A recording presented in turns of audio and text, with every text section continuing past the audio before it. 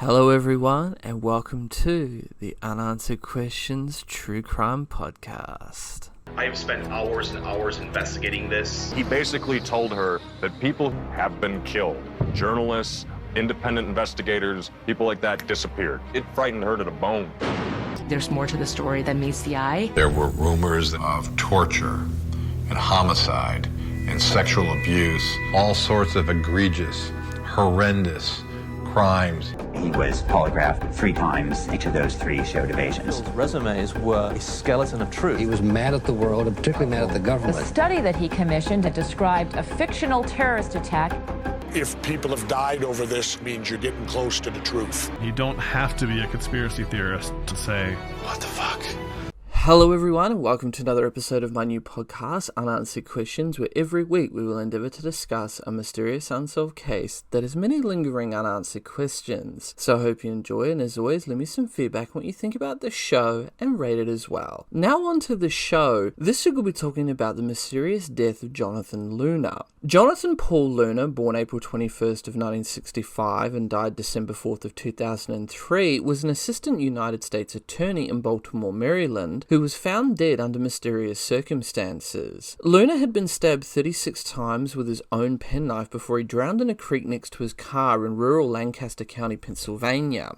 Investigations have proven inconclusive, and there is a debate on whether Luna's death was murder or suicide. Now we get into his personal life. Luna was born on the 21st of October 1965 and grew up in the Patterson housing project near Yankee Stadium in the South Bronx of New York City. His father was Filipino and his mother an African American from the American South. Luna received his undergraduate degree from Fordham University. He later studied at the University of North Carolina School of Law, where he was roommates with Reggie Shuford. He worked at Arnold and Porter in Washington, D.C. from 1993 to 1994 and the Federal Trade Commission from 1994 through to 1997. Luna served as a prosecutor in the Brooklyn Borough of New York City before moving to Baltimore to become an assistant United States attorney. During Luna's time in North Carolina, he met Angela Hopkins, a smart and pretty medical student. He was smitten when he first laid eyes on her. They dated exclusively, often holding hands in public, but rarely kissing because apparently Angela was too modest for that. The couple married on August 29th of 1993, and they had 2 children.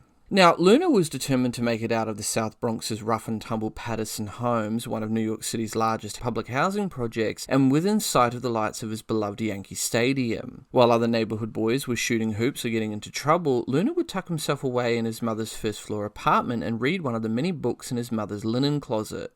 In high school, Joey Luna frequently showed up for class wearing suits and ties. With curly hair and a runner's physique, the 6-foot-tall Luna was handsome, Tiger Woods level handsome. He loved clothes and his friends dubbed him a fashionista.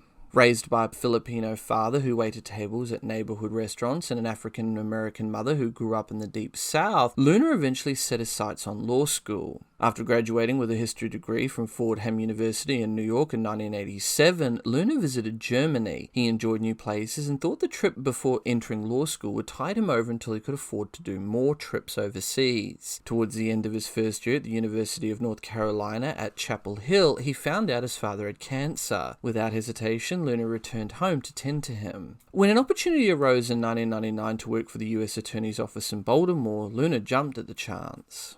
Now, Jonathan Luna has been described as an energetic, well-liked federal prosecutor whose death shocked his friends and colleagues in December of 2003. Luna was a native of New York City, graduated from Fordham University and the University of North Carolina Law School. He had worked in the U.S. Attorney's Office in Baltimore, Maryland for the previous 4 years. The 38-year-old prosecutor lived with his wife and 2 young sons in Elkridge, Maryland, about 10 miles from his office in the Federal District Court building in Baltimore, Maryland. Now, Luna worked hard, staying late and coming in early, and Luna earned the respect of his seasoned colleagues. He was smart, funny, and loyal. Now, during his 4 years with the office, Luna prosecuted about 80 criminal cases and 6 civil cases. Many of them involved drugs, but there were others. The Baltimore man he helped put away for 15 years for sexually abusing his 7-year-old daughter, and the man sentenced to 120 months for sexual exploitation of a minor. Other cases of Luna's included one against a man who plotted to burn down a home to force 6 Mexican men out of a neighborhood. He also tried 3 men involved in a violent crack cocaine distribution network in Baltimore. All the defendants entered guilty pleas. Luna had also prosecuted cases against a man who videotaped a neighbor's child as she slept in her home. It appeared that everything was going great until the arrival of a new boss 2 years later, and I'm going to butcher this name, Thomas DiBaggio, who replaced Battaglia in 2001 when Governor Paris Glending appointed her to the Court of Appeals, who didn't much care for Luna. The young prosecutor had cut deals in a case or two over Thomas DiBaggio objections. I do apologize if I get that name wrong.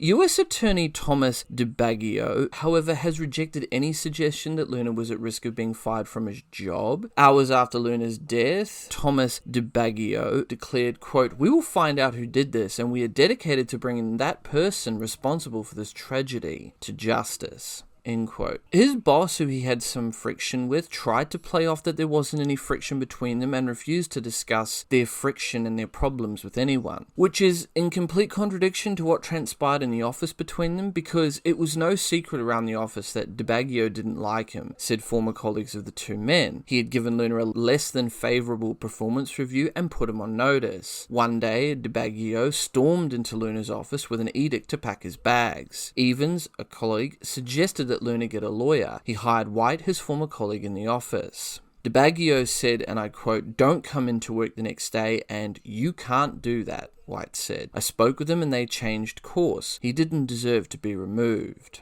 End quote. He and Jonathan didn't see eye to eye, recalls Andrew White, a former prosecutor in that office who's now in private practice. If you get on the wrong foot with Thomas DiBaggio, it's difficult to get back in good standing. End quote. Now, as I understand it, Luna was quite disturbed by DiBaggio's dislike, and his colleagues even said so. He became less attentive to his work, less focused. Apparently that's what they said. A week before his death, he confided in, and I'm going to butcher this name, Tuminelli, that he was considering leaving the US Attorney's office and going out on his own. Quote, "Jonathan was a human and certainly felt the effects of his own office's scrutiny, and he was struggling with that," White says. End quote. Now we get into Luna's very mysterious death. On Wednesday the 3rd of December 2003, Luna was in the midst of a trial involving two men charged with running a drug ring out of a music studio and spent the morning in court and the evening hammering out a plea deal with defense attorneys. It was going to be presented to the judge the next morning, and Luna wanted no mistakes. The judge, William D. Quarles Jr., had fined him $25 a few days earlier for showing up late. Quarles was a stickler. Shortly after 9 o'clock that night, Luna left a voicemail for one of the defense lawyers. He left his office for his home sometime after 6 p.m, but returned to his office later that evening. At 11:38 p.m. on the night he died, Luna left the Baltimore courthouse and went northeast on I-95. He used his Easy Pass on I-95 into Delaware, but not on the New Jersey and Pennsylvania turnpikes. After 3 toll interchanges, he switched to buying toll tickets for some very strange reason. At 12:57 a.m., $200 was withdrawn from Luna's bank account from the ATM at the JFK Plaza Service Center near Newark, Delaware. At 2:47 a.m., he crossed the Delaware River toll bridge to the Pennsylvania Turnpike, and at 3:20 a.m., his debit card was used to buy gas at the Sunoco King of Prussia Service Plaza. At 4:04 a.m., his car exited the turnpike at the Reading Lancaster interchange. The toll ticket had a spot of his blood on it, suggesting that he was already injured. His car was parked at the back of the Sensing and Weaver Well Drilling Company in Denver, Pennsylvania, Brecknock Township, before it was later driven into the creek. At 5 a.m., the first employee of Sensing and Weaver arrived, and half an hour later at 5:30 a.m., the car was noticed with its lights off and the front end into the stream. Money was strewn around inside the car along with cell phone equipment. I think it was about $200 that was strewn about within the car. Blood was smeared over the driver's door and the front left of the car, and a large pool of blood on the floor on the back seat, according to a police search warrant application. The affidavit also said that Luna had a traumatic wound on the right side of his head.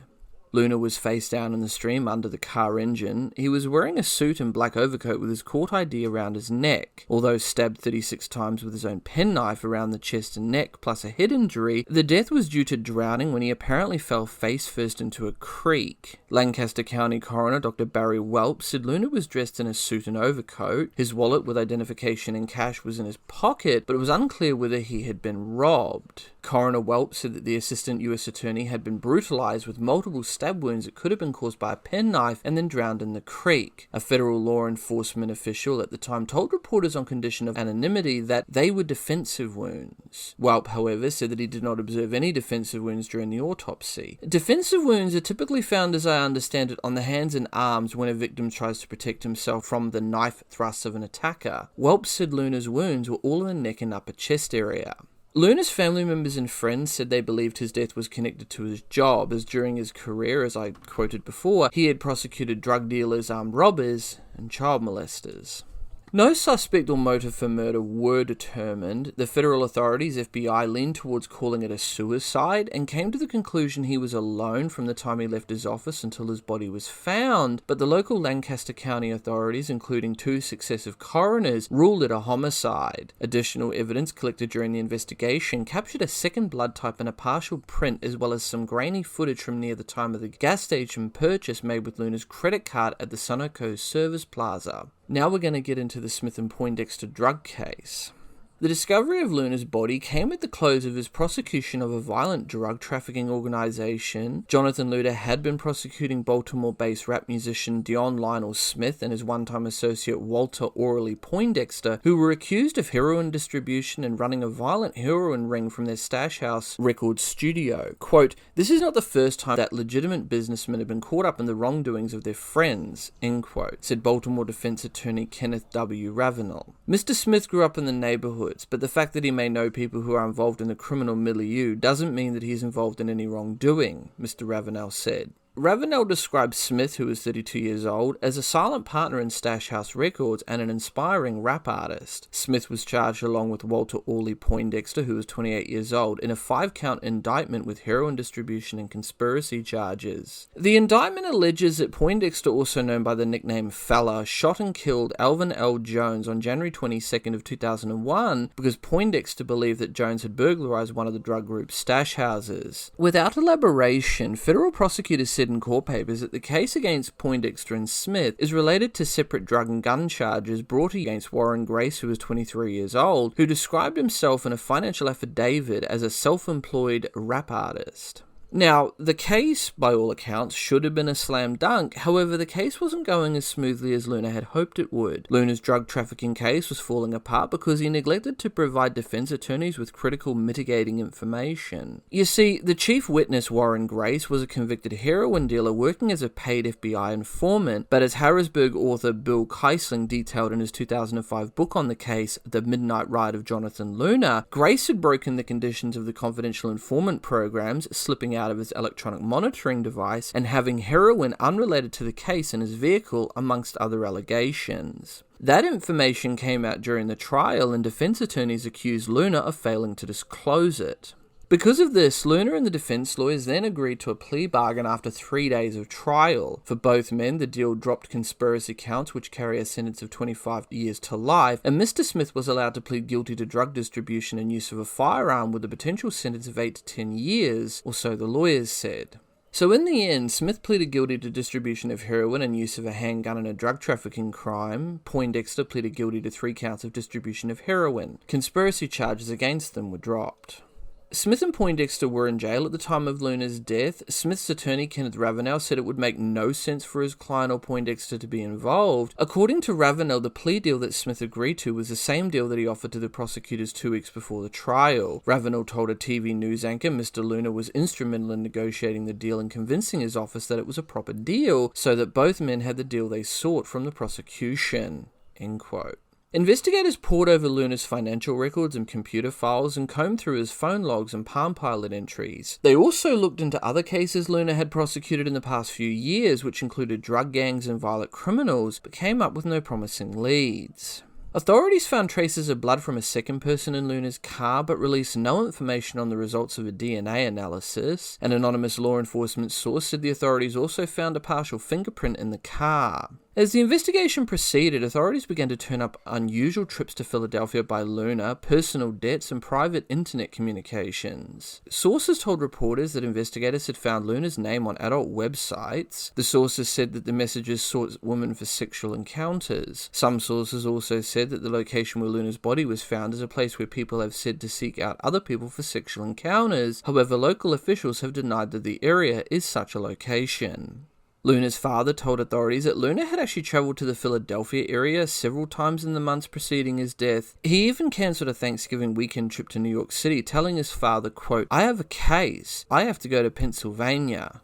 End quote. Now, officials have said that he had no court business in Pennsylvania. However, lawyers connected to the drug conspiracy case that was underway in Baltimore at the time have said that a key witness in that case was being detained in the Philadelphia area and that Luna went there several times to interview him. News coverage citing law enforcement sources also began to speculate that Luna had killed himself. Kaiserlin calls it a well-timed hit job on Luna's reputation. Ryulin, the attorney who worked with Luna, has never believed a word of it, and he blamed federal investigators for smearing his friend's good name. Quote, "The very people who should have looked after him in his death didn't do so, and instead went 180 degrees in the other direction and decided it was useful to spread scandalous and unfounded rumors." End quote. Several sources say Welp's successor as coroner, Dr. G. Gary Kirchner, was pressured to change the autopsy report and reclassify Luna's death as a suicide. Kirchner, who died in August, reportedly refused to do so.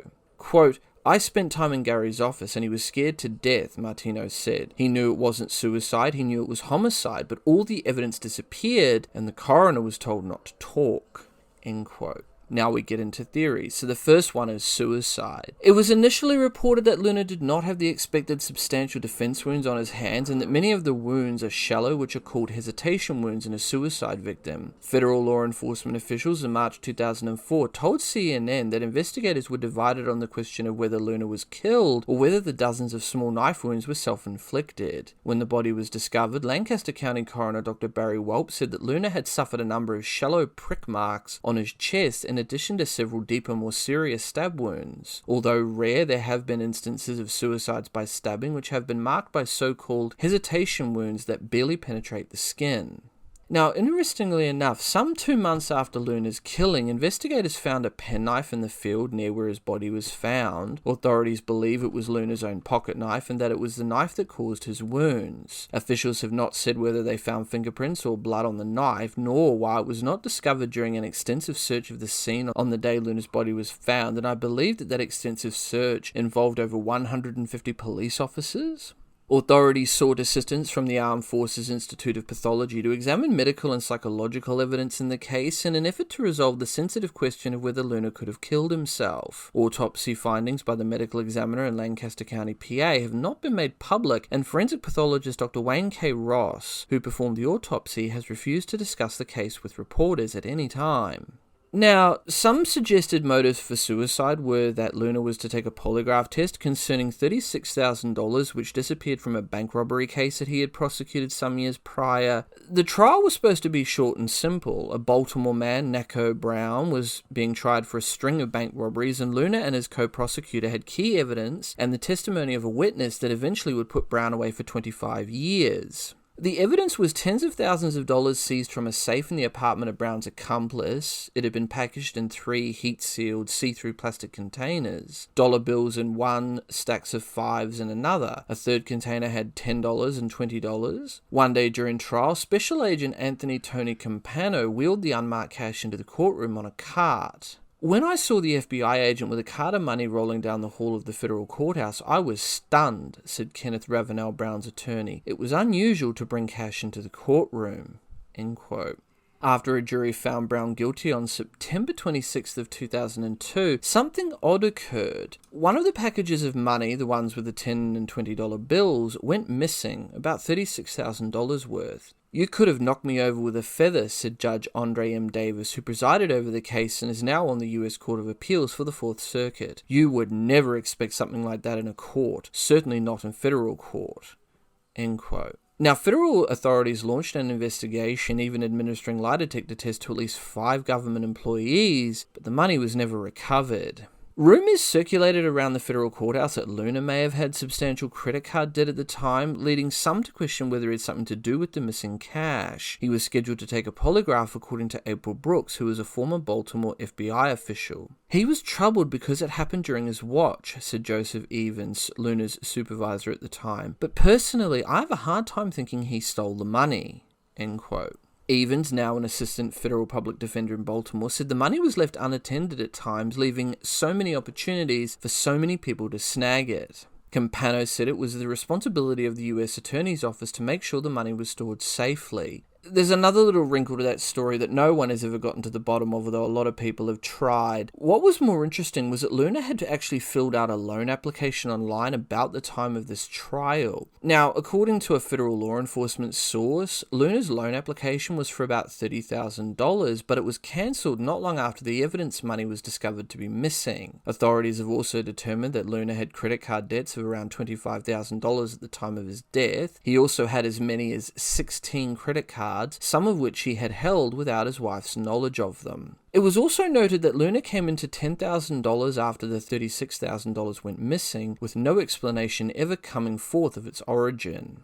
In addition to possible financial problems, several legal sources said that Luna felt that he was on the outs with his supervisors in the U.S. Attorney's Office, where he'd worked for 4 years. There is also an accidental suicide theory that Luna was fabricating a kidnapping and attack, and that he went too far.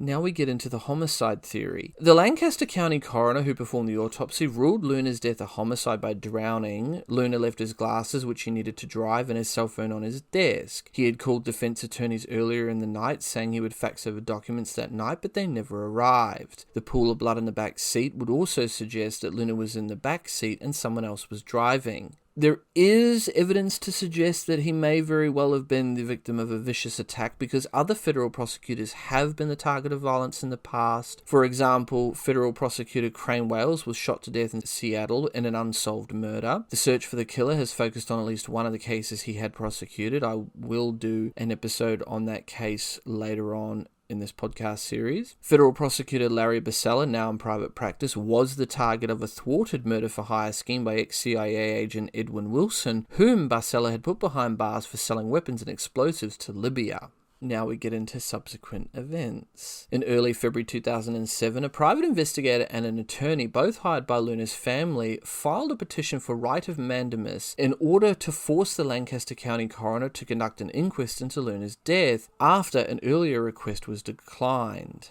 Private investigator William Buckingham, who is a former police detective, says he believes there is more to the case than what officials are letting on. Quote, "I know who sanctioned it, who did it, and who was behind the hit. If I know it, why don't the state police know it?" End quote. Buckingham says he filed a right-to-know request for coroner records, but his request was denied. However, interestingly enough, the documents were found in the basement of Lancaster's government center. Lancaster County's district attorney then requested to seal the records, which was later granted by a judge. "You have a cover-up, which I think is what this is, by both the FBI and the Pennsylvania State Police," said Buckingham. Lancaster County's coroner says he was surprised to find out the records were in Lancaster all along. Quote, "Since I took office 12 years ago, we never had possession of those charts," said Dr. Stephen, and I'm going to butcher this last name, Diamantoni. Quote, "I have been told the physical chart and physical records had gone to the FBI. Previously, when we requested the records, we were told there was no Jonathan Luna records in the archives."